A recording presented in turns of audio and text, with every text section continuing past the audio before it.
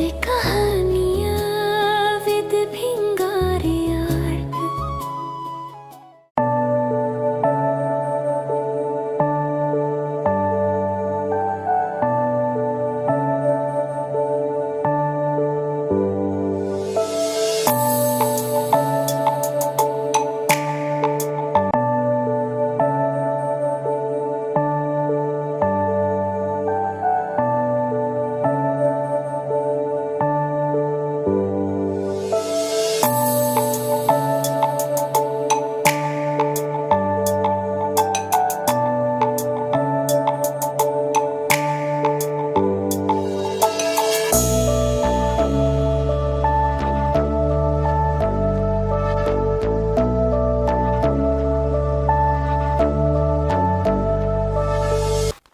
नमस्कार.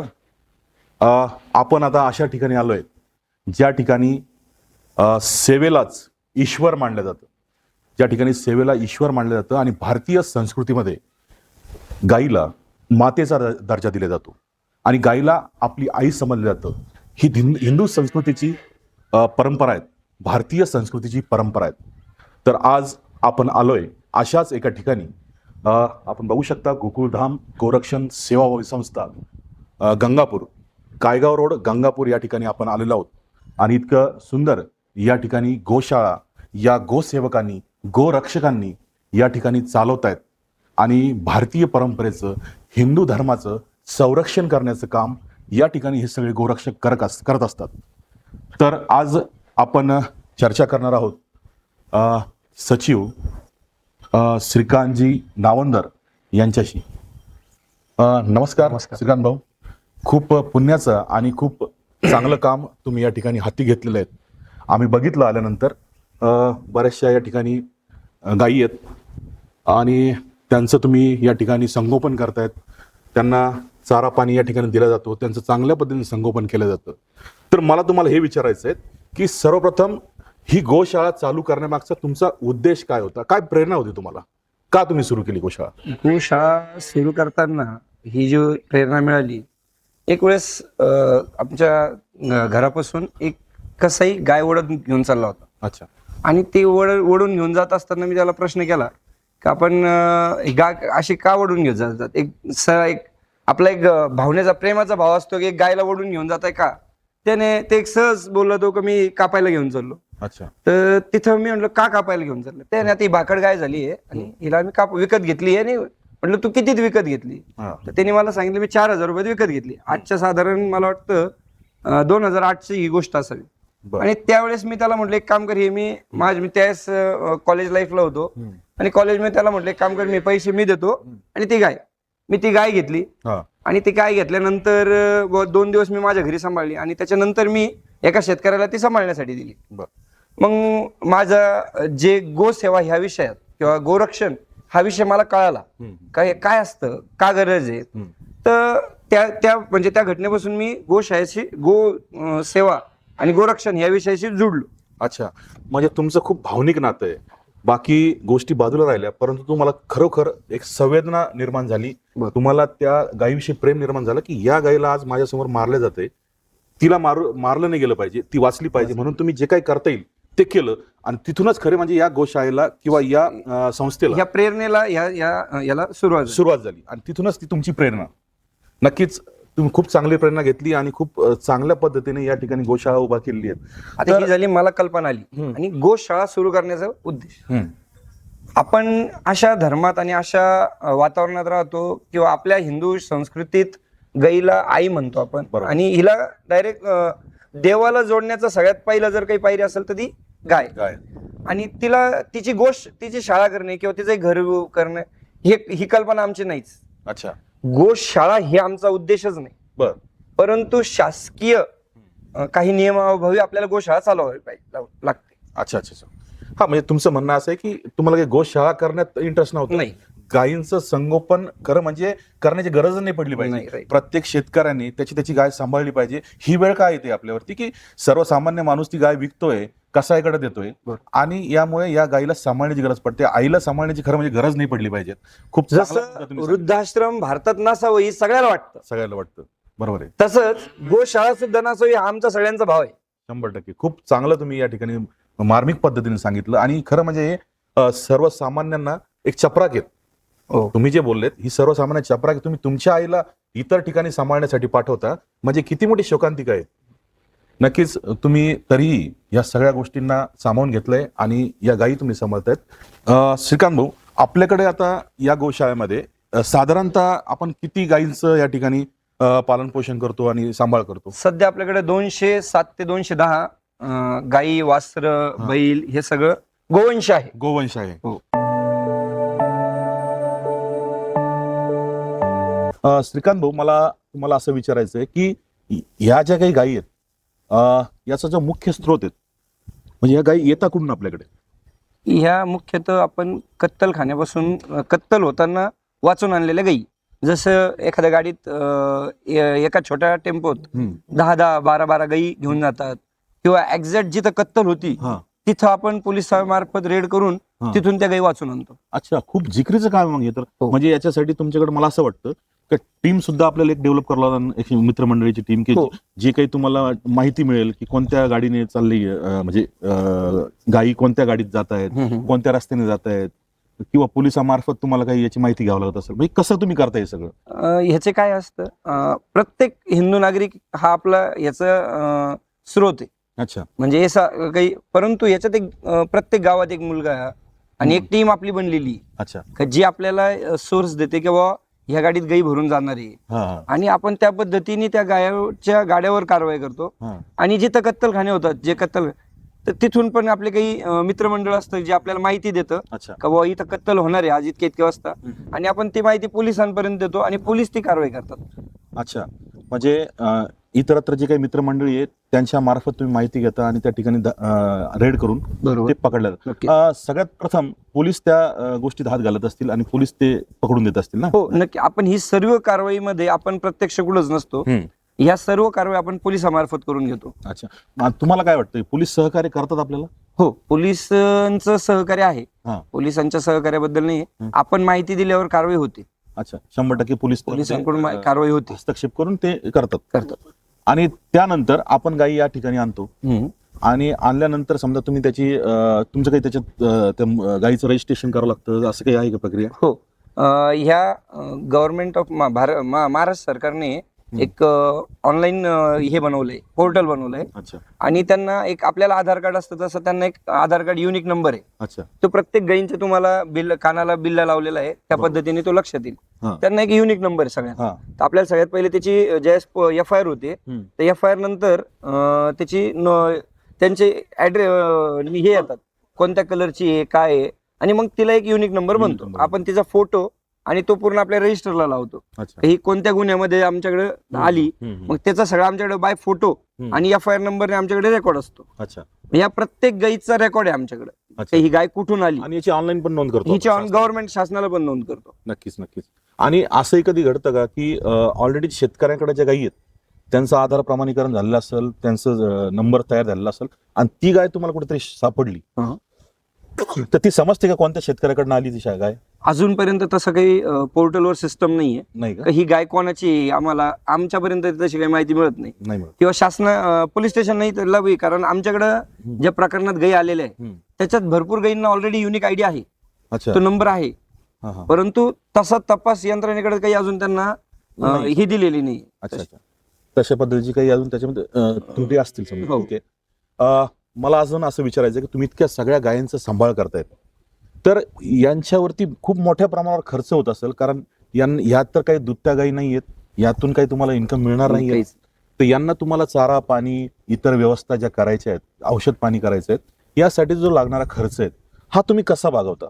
काय त्यासाठी तुमच्याकडे उपाययोजना आहेत? ही कसं आहे, आपण ह्या आज जर आपल्याकडे ज्या 210 गायी आहे, यांना साधारण आम्हाला 5 ते 7 हजार रुपये प्रति दिवस इतका मोठा खर्च आहे. म्हणजे साधारण महिन्याला 2 लाख रुपये हा आम्हाला चाऱ्याचा खर्च आहे. आणि चाऱ्याचा 2 लाख रुपये, 30-1 हजार रुपये लेबर, जे इथं साफसफाई कामगार आहे त्यांना पाहिजे, आणि 10-20 हजार रुपये कमीत कमी औषधी उपचारासाठी लागतात. एक साधारण आमचं 3 लाख रुपयाचं महिन्याचं बजेट आहे. तर इतका मोठा खर्च हा तुम्हाला तुमच्या संस्थेमार्फत तुम्ही करता, तर कशा पद्धतीने तुम्ही हा खर्च मॅनेज करता, कसं पुरवता हा खर्च? ह्याच्या आम्ही ज्यावेळेस 2012 पासून गोशाळा चालू केली त्यावेळेसपासून काही आमचं मित्रमंडळ, आपले सर्व हिंदू बांधव हे इथं वाढदिवस साजरा करण्यासाठी येतात. अच्छा, इथं वाढदिवस साजरा केला जातो? हो, इथं वाढदिवस साजरा केला जातो.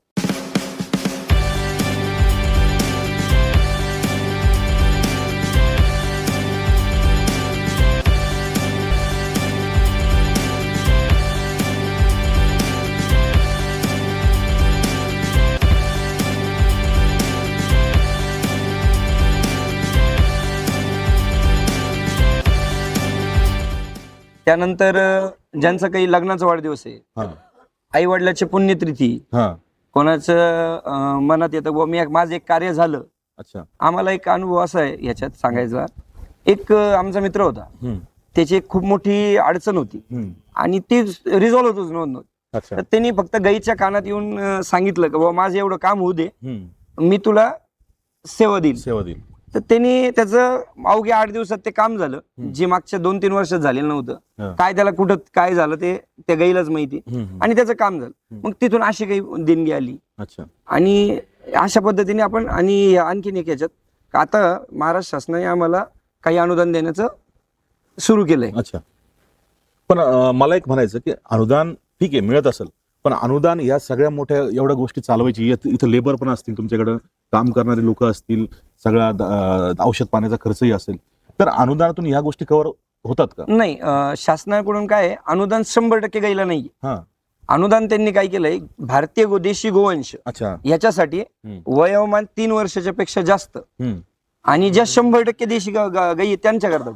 आणि आपल्याकडे ज्या गाई आहे त्या 100% देशी नसतात. त्याच्यामध्ये काही 3 वर्षापेक्षा लहान आहे. आता ते वासरू, त्याला पण चारा तर द्यावाच लागणार ना, बरोबर, त्याचे औषध उपचार करावाच लागणार. 100%. तर ह्या सगळ्या पद्धतीने आपल्याला तिथं शासनाकडून खूप मोठं अनुदान काही 100% येत नाही. फक्त 207 मधून 87 गाईला अनुदान मिळतं. बरोबर आहे. म्हणजे खूप सारे शासनाचे काटेकोर नियम असतात, परंतु आपण गाईला सोडू शकत नाही वाऱ्यावर. नाही. जी काही गाय आपल्याला मिळेल, संकरित असो देशी असो, ती आपल्याला सांभाळणं आपलं कर्तव्य.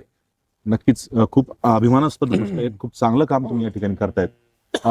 मला दुसरं अजून असं विचारायचं आहे की या ठिकाणी जे काही आपल्याकडे गोमूत्र किंवा शेण या ठिकाणी मिळतं आपल्याला, त्याचा आपण काय उपयोग करतो पुढे?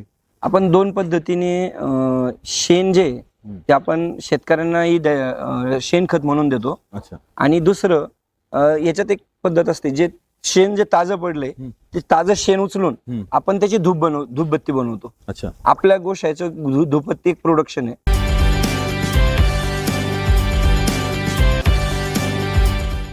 ते आपण धूपबत्ती तयार करतो. बाकी आपल्याकडे काय सगळं ओपन गोठा असल्यामुळं इथं गोमित्र किंवा गोमित्राचे जे प्रोडक्ट आहे अजूनपर्यंत आपण काही सुरू केलेले नाही. अच्छा. नाही, तसं असं आपण जर बघितलं मार्केटमध्ये तर गोमूत्रालाही चांगली मागणी आहे, खूप मोठी मागणी. गोमूत्र सुद्धा शेतकरी वापरू शकतात, सर्वसामान्य आजारावरती पण ते फायदेशीर असतं. तर असं काही आपण नियोजन केलं नाही की गोमूत्र धरणं आणि त्याच्या विक्री करणं, असं काही आपलं नियोजन आहे? तुमचा प्रश्न एकदम अगदी योग्य आहे. ह्याचं नियोजन आहे, परंतु आम्ही जी गोशाळा चालवतो आणि जे प्रोडक्ट बनवतात ती गोशाळा चालवतो, म्हणजे 2 वेगवेगळे हे. आपण 100% कत्तलखान्यातून आणलेल्या गाईकडे आपलं म्हणजे माझ्या माहितीनुसार तरी इथं एकमेव गोशाळा असावी का जिला बाहेरून दूध येतं. अच्छा. म्हणजे एक गाय आहे, तिची या वासरूची आई एक्सपायर झालेली आहे. बरोबर. तर त्या वासराला आपण बाहेरून रोज 2 लिटर दूध देतोय. नमस्कार. आता आपल्या सोबत आहेत या गोशाळेचे व्यवस्थापक गणेशजी पुराणिक. हे व्यवस्थापन करतात आणि यांच्याकडनं थोडीशी काही माहिती जाणून आपण घेणार आहोत. नमस्कार गणेश. जय श्रीराम. नमस्कार. जय श्रीराम. तर मला असं विचारायचं तुम्हाला इथं की एक संकल्पना मला श्रीकांत भाऊने आत्ता सांगितली की या ठिकाणी आपण जे काही मित्रमंडळी आहेत त्यांचा वाढदिवस या ठिकाणी साजरा करतो. तर ही खूप सुंदर संकल्पना आहे की गोशाळेमध्ये वाढदिवस साजरा करणे. याच्याबद्दल काय सांगाल? ही संकल्पना कशी राबवतात तुम्ही? साधारण श्रीकांतने बऱ्याच गोशाळेची माहिती सांगितली. साधारण 2012 पासून आम्ही गोशाळा सुरू चालवतो, सर्व मित्रमंडळी. आणि मूळ गोशाळा गायीची सेवा करणं हे आपल्या भारतीय संस्कृतीमध्ये आहे. म्हणजे आपल्या भारतीय संस्कृतीने उद्घोष केला, गाव विश्वास मात्रा गेला विश्व. आणि आम्ही कधी कोणत्या राजकीय पक्षाच्या नेत्याकडे गेलो नाही की बाबा आम्हाला गोशाळेच्या अडचणी नाही, आम्हाला पैसा दे म्हणून. स्वतःहून ते आले असतील तर आम्ही त्यांच्याकडे देणगी घेतली, चारा घेतली. पण कोणाच्या राजकीय तसं घेतली नाही मदत. बरोबर. तर आम्ही देवाच्या बाबांना हा विषय सांगितला गोशाची अडचणी. मग त्यांनी आम्हाला सूचना केली की बा आपल्या धर्मामध्ये बरेचसे लोक आता केक कापणं, मोठमोठे बॅनर लावणं, वाढदिवस अशा पद्धतीने चुकीच्या पद्धतीने साजरा करू आले. ती आपली संस्कृती नाही. आपली संस्कृती घरामध्ये मुलाला औक्षण करणं, त्याला हळदी कुंकू लावणं, बरोबर. त्याच्या एखाद्या अनाथ आश्रमात म्हणा किंवा एखाद्या गोशाळेत म्हणा जाऊन तो वाढदिवस साजरा करणं ही आपली मूळ संस्कृती आहे. बरोबर. तर आता प्रत्येक जण आधुनिक पद्धतीमुळे घरी गाय पाळू शकत नाही, तर गोशाळा आहे अशा ज्या आवडीच्या ठिकाणी तिथं जायचं आणि त्या दिवशी वर्षातला एक दिवस गोशाळेतील गायींचा चाऱ्याचा खर्च द्यायचा, अशी संकल्पना मांडली आपण. तर सुरुवातीला गंगापूर शहरामध्ये आम्ही जे सर्व मित्रमंडळी असतील किंवा डॉक्टर मंडळी आहे, वकील मंडळी आहे, प्रतिष्ठित व्यापारी यांच्या सर्वांच्या वाढदिवसाच्या तारखा कलेक्ट केल्या. एक 3-4 महिने डायरी बनवली त्याची. आणि मग ज्या दिवशी ज्या मुलाचा वाढदिवस आहे, ज्यांना व्यक्तीचा वाढदिवस, त्याला आम्ही फोन करायचो की आज तुमचा वाढदिवसाच्या शुभेच्छा, तुम्हाला वाढदिवसानिमित्त मंगल प्रसंगी कुटुंबामध्ये शुभ दिन राहतो, तर तुम्ही त्यानिमित्त गोशाळेत त्या गायीची पूजा करा. आणि लोकांना खूप चांगला अनुभव आला. आम्हाला पण सांगायला आनंद वाटतो, लोकांनी आम्हाला चांगला भरभरून प्रतिसाद दिला, त्याच्यामुळे आज ही गोशाळा टिकून आहे. तर ते एखादी सामाजिक संस्था सुरू करणं सोपं आहे, पण ती चालवणं अखंडपणे खूप अवघड आहे. आता 12-13 वर्ष होऊन गेली गोशाळा कशी चालवणं फार अवघड गोष्ट आहे. तर लोक येतात, गाईला चारा देतात, कोणी गाईला घास आणतं, कोणी. आणि आम्ही कंपल्सरी असं केलं नाही की तुम्ही एवढीच देणगी द्या किंवा एवढी अमाऊंट द्या, तुम्हाला जे शक्य. एखादा शेतकरी जर असेल तर मग त्याच्याकडे शेताला चारा आणतो, कोणी वाडे आणतं, कोणी देणगी देतं, एक दिवस करतं. अशा पद्धतीनं गोशाळा सुरू आहे. नक्कीच खूप चांगली संकल्पना आहे तुमची की वाढदिवसाच्या माध्यमातून गायची सेवा या ठिकाणी केली जाते. खूप छान मला वाटलं ही संकल्पना. आणि खरंच या संकल्पनेचा प्रसार झाला पाहिजे आणि जागोजागी अशा पद्धतीने जर वाढदिवस साजरे झाले तर नक्कीच या गोमातेची, या मातेची सेवा सर्वसामान्याकडनं होईल.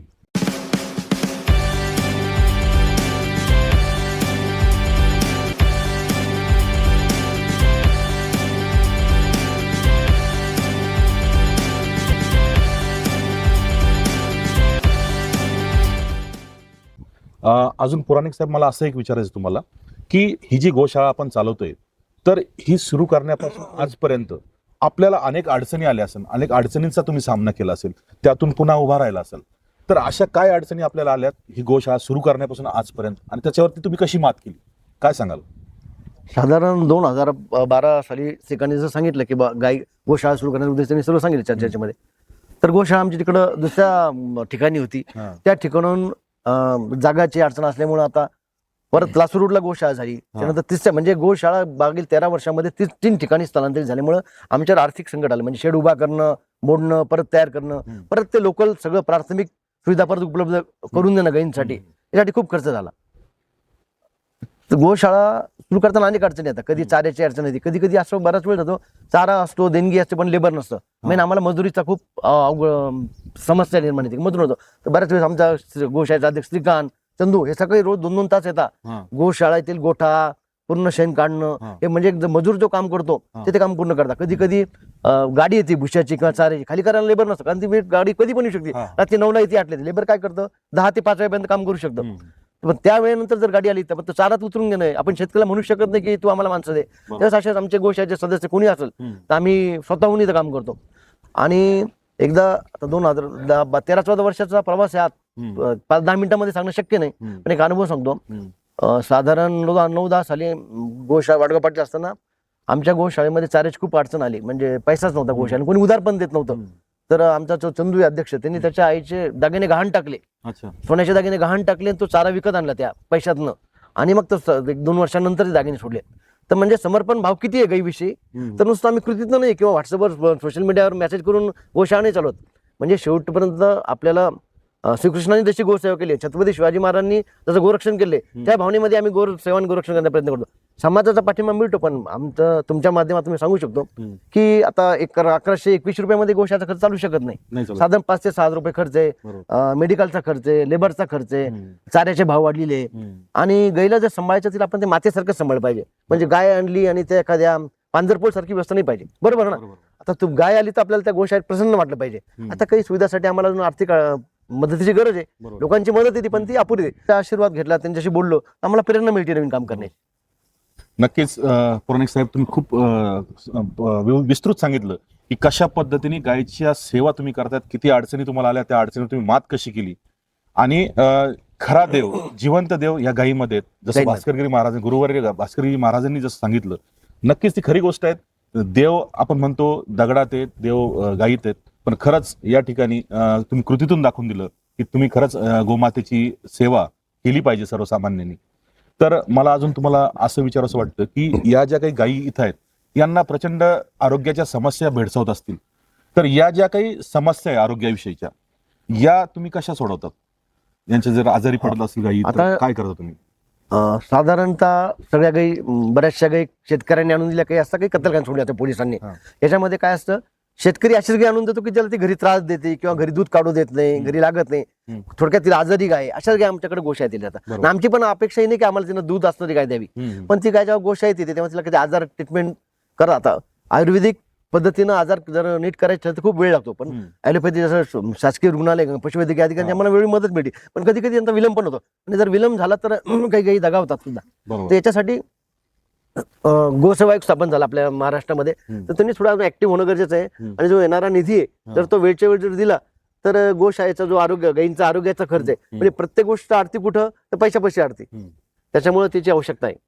नक्कीच खूप छान माहिती दिली तुम्ही. नमस्कार. आता आपल्या सोबत आहेत गोकुळधाम गोशाळेचे अध्यक्ष चंद्रकांतजी लांडे सर. तर नमस्कार. नमस्कार, जय श्रीराम. जय श्रीराम.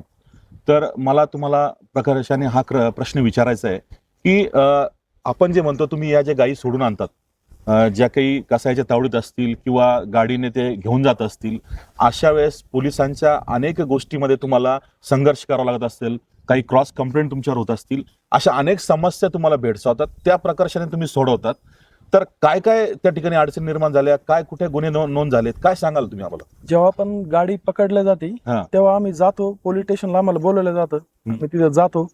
तर कधी कधी असं होतं का ज्यांनी चोरी करून गाय घेऊन जात असतात ते, हा. तर तेच आमच्यावर खोटे गुन्हे दाखल करतात अच्छा. का तुम्हीच आमची गाडी अडवली, आमच्याकडून पैसे मागणी केली, खूप काही गोष्टी. हा. आणि ते कसायचं असतं, म्हणजे ते कापायलाच चाललेले असतात. पण पोलीसवाल्यांना ते हे गोष्ट सांगितल्यावर कधी कधी आम्हाला त्रास होतो, हा. कधी कधी पोलीसवाले पण आपल्याला साथ देतात. त्याच्यानंतर ते गुन्हा दाखल वगैरे होऊन आम्ही कोर्टात केस लढतो, त्याची शेवटपर्यंत केस लढतो. नाही तर ते आमच्यावर काही पण खोटे गुन्हे दाखल करून त्या गाया सोडून घेऊन जातात. ते दाखले खोटे आणतात अच्छा. ग्रामपंचायतकडून. आणि हे भरपूर काही गोष्टीचा संघर्ष करावा लागतो आम्हाला कोर्टामध्ये. पण जी वकील संघटना आहे हा. ते 100% आम्हाला मदत करतात. आमच्याकडून 1 रुपया न घेता केस लढता आपली, आणि गाईला वाचवायचं काम चालू असतं. हे असं या सगळ्या प्रकरणामध्ये खूप मानसिक त्रास होत असेल, या सगळ्या गोष्टीला तोंड देता देता, म्हणजे तुम्हाला याच्यात पण खूप हॅरेसमेंट होत असेल तुमची, नाही का? हो, खूप होती. हा. पण आता काय, गाईच्या आशीर्वादमुळे आम्हाला त्याचं सपोर्ट कंटिन्यू असतो. नक्कीच. गोसेवा करण्यासोबतच या असे मानसिक त्रास पण यांना करावे लागतात, सहन करावे लागतात. तर या व्यतिरिक्त इथं जे चारा पाणी आपण करतात, तर यासाठी आपण अजून काय काय मदत मिळवतात, म्हणजे कशा पद्धतीने मदत मिळवतो आपण? ज्यांचा वाढदिवस असला ते येतात, ज्यांचं काही आईचं काही श्राद्ध वगैरे असतं ते देतो, आपण फोन करतो त्यांना. हा. आणि शक्यता एखाद्याला जर आपण बोललो का आम्हाला चाऱ्याची गरज आहे, तो घेऊन जा चारा, तर आपलं ट्रॅक्टर आहे गोशाळेचा, आपण जाऊन तो चारा घेऊन येतो. हा. आणि मदत करत असतं लोक, ज्यांना माहिती होतं, ज्यांना तुमच्या अशा माध्यमातून ज्या गोष्टी लक्षात येतात त्यांना माहिती होतं, ते आपल्याला कॉल करून आपल्याला चारा वगैरे पाठवतात. हा, म्हणजे सर्वसामान्यपणे आपल्याला बरेचसे डोनेशन्स त्या ठिकाणी येतात हो, लोकांकडून, आणि त्यातून आपण हे गोशाळाचं चालवतो. नमस्कार. आता आपल्या सोबत आहेत गोकुळधाम गोशाळेचे उपाध्यक्ष योगेशजी नाबरिया. योगेश भाऊ, तुमचं स्वागत आहे. जय श्रीराम. जय श्रीराम. मला तुम्हाला असं विचारायचं आहे की आपली ही जी काही गोशाळा आहे गोकुळधाम गोशाळा, तर या गोशाळेतलं जे काही रोजची दिनचर्या असते सकाळपासून संध्याकाळपर्यंत, ही कशी असते थोडं सांगाल का? हो, नक्कीच. सकाळी साधारण आम्ही 2-3 जण जे आमचे गोशाळेचे मेंबर आहे ते आम्ही सकाळी 7 वाजता येतो. सकाळी आल्यानंतर त्यांचे साफसफाई वगैरे करणे, लेबर सोबत आम्ही स्वतः उभं राहून स्वतः करून घेतो. प्लस त्यांच्या मागे उभं राहून काही गोष्टी असतात जड असतात ते आम्ही करून घेतो. काही गाई आजारी आहे, मग त्यांना देखभाल करणे, उठून बसवणे. जसं की आपल्या मागे पाळणा आहे, या पाळण्यामध्ये आपण गाईला काही वेळ उभा करून ठेवतो का त्यांचं ब्लड सर्क्युलेशन व्यवस्थित होण्यासाठी. म्हणजे कसं मला सांगा? या पाळण्यामध्ये एक बेल्ट आहे, त्या बेल्ट मध्ये गाईला उभा करतो आणि त्याला आपण रूट ह्यानी वरती करून घेतो. त्याचा काय फायदा होतो? त्याच्यानी जर गाय आजारी बसलेली खूप दिवसापासून, तर ते पाय त्याचे खाली टेकावं नाही म्हणून ते ब्लड सर्क्युलेशन व्यवस्थित होतो, वात वगैरे येत नाही. त्या पद्धतीने ती गाय थोडी रिलीफ होती. 1-2 तासानंतर तिला आपण परत खाली रेस्ट देतो. अच्छा. त्यानंतर साफसफाई झाल्यानंतर चारा वगैरे करणे, त्यानंतर लेबरची सुट्टी होती 1-2 तास. त्यानंतर आपण इथं पाण्याचं हौद आहे, या पाण्याच्या हौदामध्ये जसं गाईला वाटेल तसं येऊन पाणी पिऊ शकते. त्यानंतर दुपारी परत 4 वाजता आपलं एक वैरण होती, साधारण हिरवे वाडे असेल किंवा मक्का कुट्टी जे असेल त्या पद्धतीने आपण गावानीमध्ये पूर्ण भरून ठेवतो. संध्याकाळी ते या पद्धतीने चारा वगैरे खाऊन रेस्ट करतात. असं आपलं दिवसभराचं रुटीन आहे. त्यामध्ये दुपारच्या वेळेस डॉक्टर येतात, ज्या आजारी गायी त्या गायींवर उपचार वगैरे करतात, सलाईन आहे, इंजेक्शन आहे, काही लसीकरण असतात, काही नवीन गायी आलेल्या असेल तर त्यांना टॅगिंग करणे, या पद्धतीने असं दिवसभराचं शेड्यूल चालतं. अच्छा, तर हे सगळं शेड्यूल जे चालतं, तर याच्यामध्ये तुम्ही स्वतः येऊन बघता का या सगळ्या गोष्टी? हो, आम्ही 3-4 जण प्रत्येक वेळेस सगळ्यांना शक्य नाही होत येणं, पण 2-3 जण, कधी चंद्रकांत येतो, कधी श्रीकांत, कधी मी, कधी आम्ही 3 पण येतो. प्रत्येकाचे एक व्यवसाय आहे, त्या व्यवसायामध्ये जेवढा वेळ मिळेल त्या वेळेत वेळ काढून आम्ही. मला तेच विचारायचं तुम्हाला की ही जी गोसेवा तुम्ही करतायत, हो, तुमचा वैयक्तिक व्यवसाय सांभाळून ही गोसेवा करणं खरंच हे जिकरीचं काम आहे आणि तुम्ही ते करतायत. हो. तर मला विचारायचं तुम्हाला, तुम्ही प्रत्येक जण काय स्वतःचा काही व्यवसाय करता का? हो, व्यवसाय आहे. मी एक प्रायव्हेट सेक्टर मध्ये जॉबला आहे. चंद्रकांतचं स्वतःचा व्यवसाय आहे जेसीबीचा. श्रीकांतचा व्यवसाय आहे कडधान्य वगैरे, मक्का खरेदी विक्री करणे. अच्छा.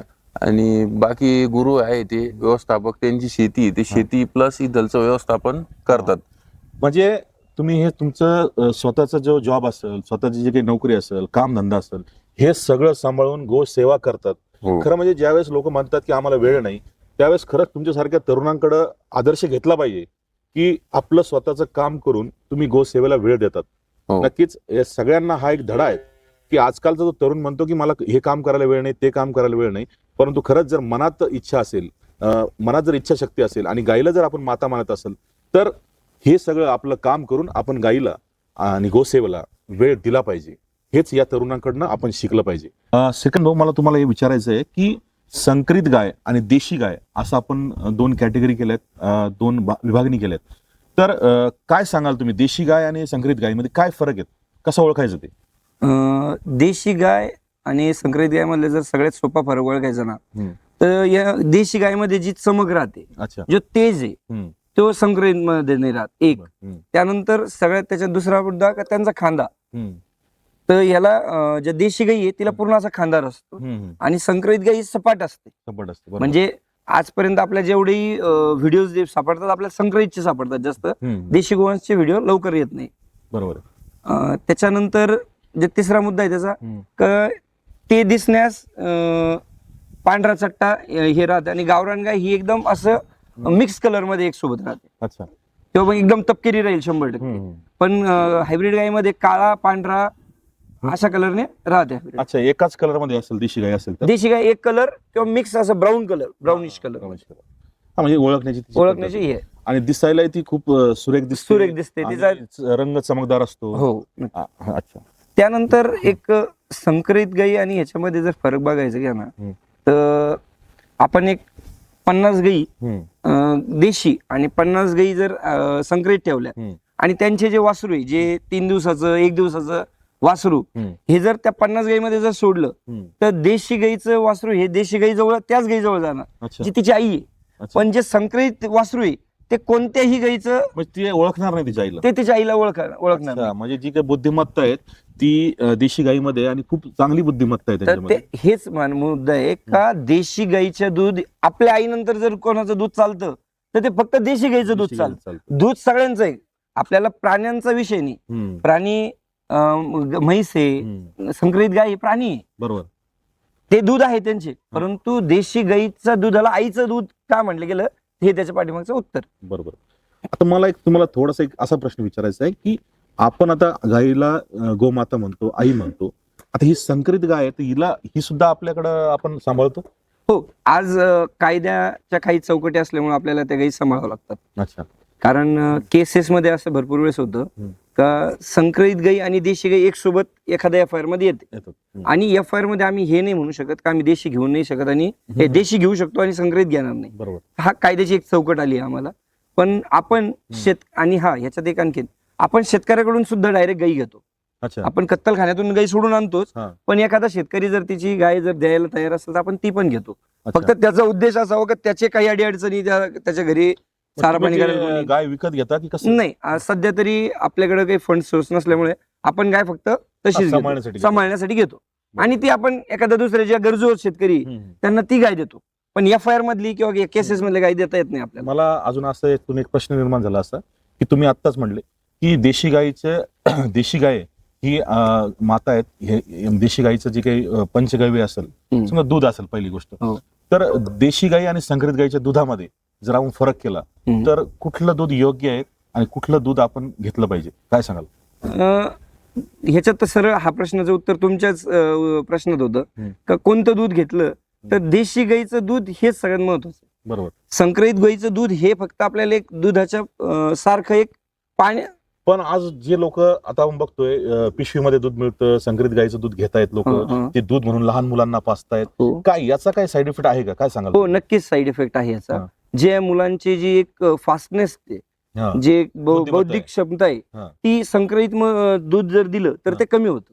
अच्छा. आणि गावरान गाईच्या दुधाने मुलं चंट होतात. अच्छा. त्यांची हा एक. बौद्धिक क्षमता आणि वाढते. तुम्ही बघा एक मागच्या टाइम पिरियड मध्ये, मागच्या एक 20 वर्षाच्या टाइम पिरियड मध्ये जे हे होते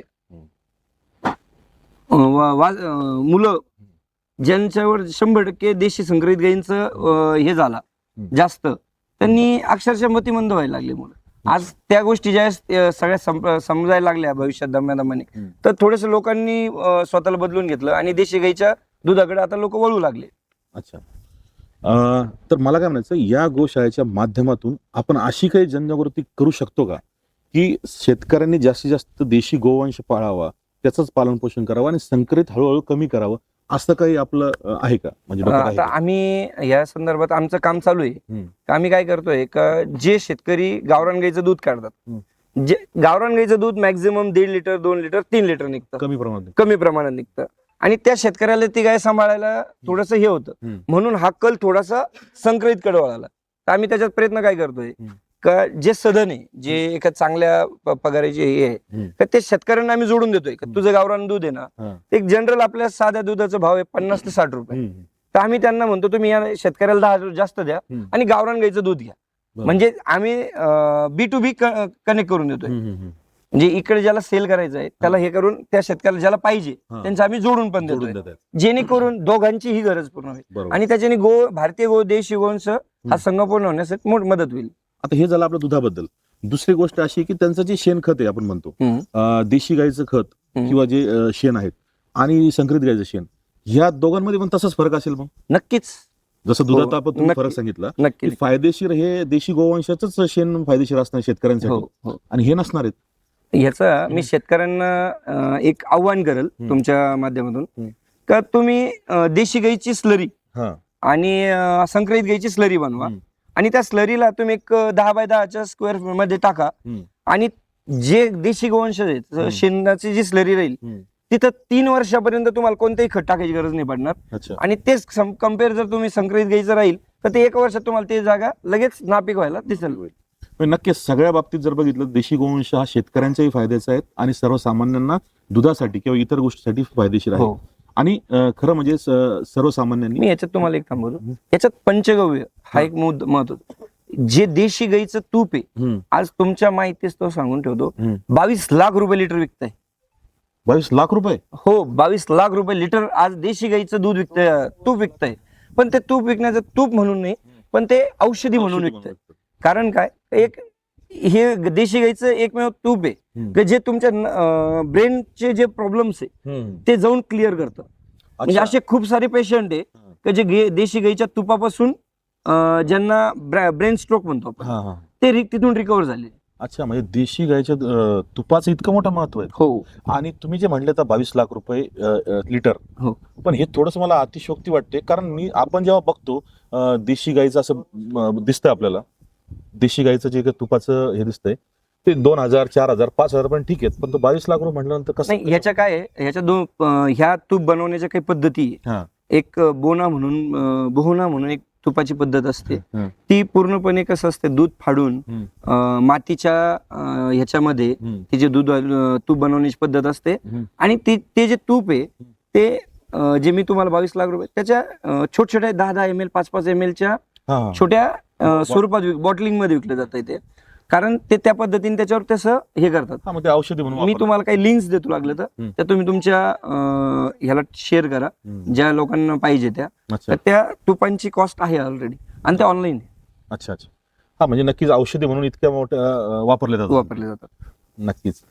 याच्या व्यतिरिक्त पंचकाव्याचा अजून काय फायदे सांगू शकाल तुम्ही? तर सगळ्यात आपलं दूध, दही, त्याच्यानंतर जे आपण तूप घेतो ह्या सगळ्यांना पंचगव्य म्हणतो. तर दह्याचा मध्ये जर फरक बघायचा तर गावरान गाईचं जे दही आहे ते तुम्हाला आंबूस लागतं पण तुम्हाला ते खावंच वाटतं. अच्छा. हो, आंबट लागतं पण ते खावं वाटतं. त्याची किळस नाही येत, ते बरोबर. खावं वाटतं. म्हणजे त्याची तुम्हाला भूक वाढते. ज्यांना भूक कमी आहे, समजा भूक लागत नाही असं जर काही प्रॉब्लेम असेल तर त्यांनी गावरान गाईचं दूध दही जे अनुष्यपोटी खाल्लं पाहिजे. त्यानंतर ज्यांना ह्याचं लिव्हर किंवा तुमच्या किडनीचा प्रॉब्लेम आहे त्या लोकांनी दूध गावरान गाईचं दूध संध्याकाळी त्याच्यात 1 चमचा गावरान गाईचं तूप, मी आवर्जून गावरान गाईचं तूप टाकून खाल्ल्याने त्यांचे किडनीचे आणि कॅन्सरचे सुद्धा प्रमाण, रोगप्रतिकार क्षमता वाढते. अच्छा. आणि मी असं ऐकलं शेतकऱ्यांसाठी सुद्धा आता एक विषय निघाला म्हणून तुम्हाला बोलतो की आपले एक महाराष्ट्रामध्ये एक स्कीम आहे किंवा एक योजना आहे काहीतरी, एक गुरुजी आहेत ते 1 एकर शेती जी आहे, सॉरी, एका गायीवरती तुम्ही 30 एकर शेती डेव्हलप करू शकता असं त्यांचं म्हणणं आहे. हो नक्कीच. तर तुम्ही ऐकलं असेल त्याबद्दल? हो, मी ऐकलंय पण परिपूर्ण कल्पना नाहीये. परंतु मी जे तुम्हाला बोललो, तुम्ही 10 बाय 10 स्क्वेअर फीट मध्ये जी स्लरी बनवा ही तीच पद्धत आहे. अच्छा. म्हणजे त्याच्याने काय, गाईचं गोमित्र, शेण, गूळ, डाळीचं पीठ आणि पिंपळाच्या झाडाखालची माती, अच्छा. हे सगळ्यांचं मिश्रण करून तुम्ही टप्प्याटप्प्याने जे रोजची स्लरी तयार होईल ते तुम्ही शेतात टाकायची आणि ते तुम्हाला, जसं मी तुम्हाला 3 वर्षाची गॅरंटी घेतली, मी स्वतः एक औषध दुकानदार विक्रेता होतो तर त्याच्यामुळे माझा तो अनुभव आहे. आम्ही जिथं जिथं ज्या टरबूजवाड्यांना आम्ही ती स्लरी बनवून दिली आणि ज्यांना गायडन्स केलं, माझ्या स्वतःच्या डाळिंबाच्या बागेमध्ये आम्ही ज्या स्लरी बनवली तर 220 रुपये किलोनी आम्ही डाळिंब विकलंय. अरे बाप. आणि ज्याची साईज 700, 800 ग्रॅम पर्यंत मिळते. आजही भरपूर शेतकऱ्यांना माहिती आहे स्लरीचे काय फायदे. फक्त शेतकऱ्यांना थोडसा ते बनवण्याला जो त्रास होतो त्याच्याकरता शेतकरी थोडासा त्या गोष्टीला अवॉइड करतो. नक्कीच. आत्ताच आपण बघितलं की गायीला गोमाता का म्हटलं जातं, कारण शेतकऱ्यांचे तर ती फायदेशीर आहेतच, परंतु कोणी आजारी असेल, रोगी असेल, आत्ताच श्रीकांत भाऊनी सांगितलं की मेंदूचे जर आजार असतील, कुठल्याही प्रकारचे आजार असतील तर गायीच्या तुपातून, गायीच्या पंचगव्यातून त्यावर आपण मात करू शकतो.